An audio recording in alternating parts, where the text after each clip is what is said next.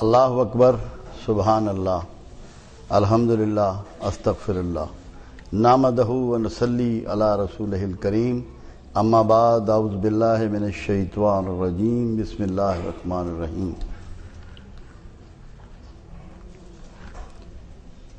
معمول کے مطابق گفتگو سے قبل ایک ہلکی سی بات میں آپ لوگوں کے گوش گزار کرنا چاہتا ہوں۔ اللہ کے حبیب صلی اللہ علیہ وسلم کا ایک فرمان مبارک ہے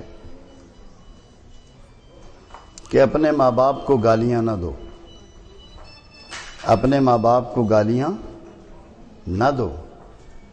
اصحاب رسول نے پوچھا کہ یا رسول اللہ صلی اللہ علیہ وسلم، کیا کوئی اپنے ماں باپ کو بھی گالیاں بکتا ہے؟ فرمایا ہاں، جو دوسرے کے ماں باپ کو برا بھلا کہتا ہے وہ اصل میں اپنے والدین ہی کو گالیاں بکتا ہے۔ کیوں؟ اس کے بدلے میں اس کے ماں باپ کو برا بھلا کہا جاتا ہے۔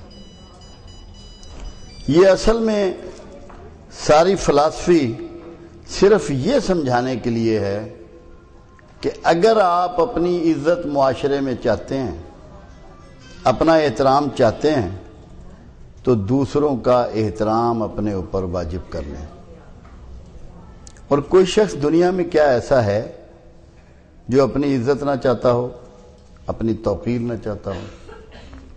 تو اس کے لیے ضروری ہے کہ جس شخص کو عزت کی آرزو ہو وہ کسی دوسرے کی تذلیل نہ کرے، اس پر اعتراض نہ اٹھائے، اس پر کسی قسم کی تہمت نہ لگائے، کوئی الزام نہ لگائے، اس کے خلاف باتیں نہ کریں۔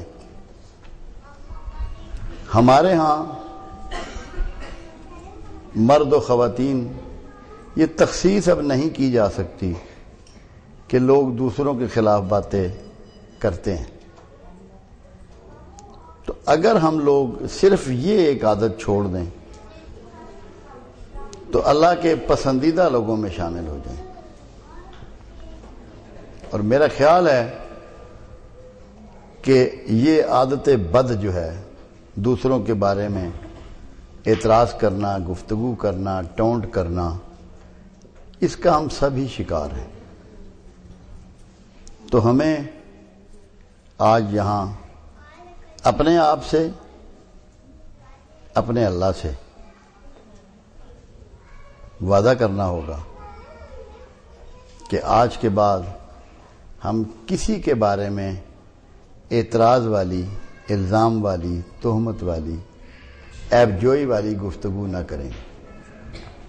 اور اگر ہم نے ایسا کر لیا تو انشاءاللہ والعزیز اللہ کے مقربین میں شامل ہوں گے۔ اللہ کے ہاں قرب کا درجہ صرف مردوں کے لیے نہیں ہے۔ پروردگار عالم مومن اور مومنات، مسلم اور مسلمات سب کا تذکرہ کرتا ہے اور سب پر رحمان اور رحیم ہے۔ اور جنت کا وعدہ اللہ رب العزت کا سب کے لیے ہے، صرف مردوں کے لیے نہیں ہے۔ تھوڑا سا آواز پیچھے کم۔ اچھا، اب پیچھے آواز آ رہی ہے؟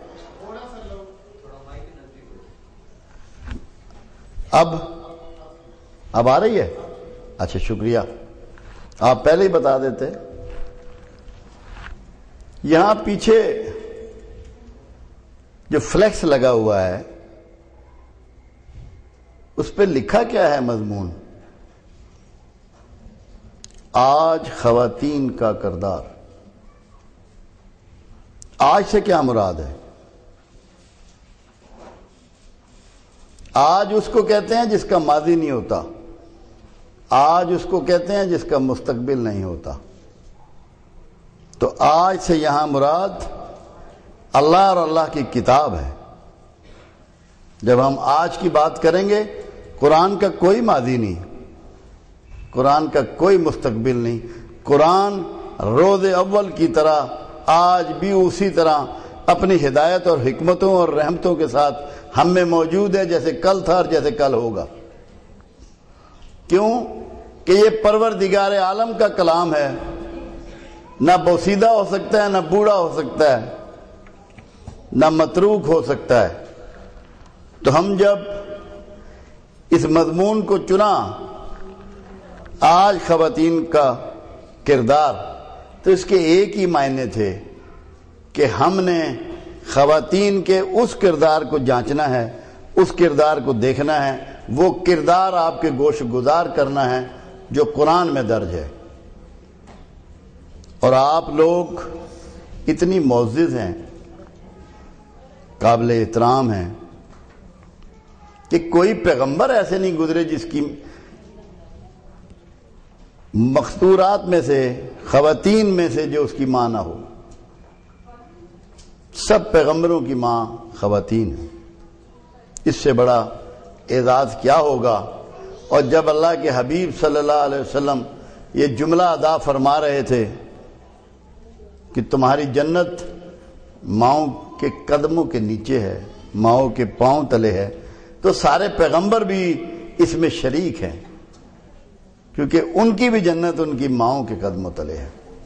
تو کتنی معزز ہے یہ رشتہ، یہ خواتین، یہ مستورات کہ جن کے قدموں تلے جنت ہے۔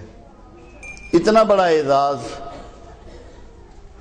برقرار رکھنا یقیناً تھوڑا بہت دشوار تو ہوگا۔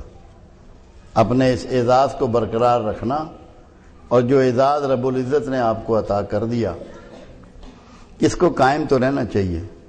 میں نے اکثر و بیشتر دیکھا ہے، نمازیں ہوں، تسبیحات ہو، روزے ہوں، حج و عمرہ ہو، صدقہ و خیرات ہو، میرے اپنے مشاہدے کے مطابق خواتین کو میں نے اس میں مردوں سے بڑھا ہوا دیکھا ہے، زیادہ آگے پایا ہے۔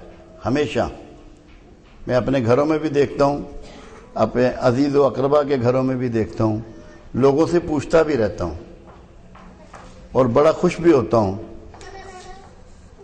مگر اس کے باوجود ایک حدیث مبارکہ پریشان کرتی ہے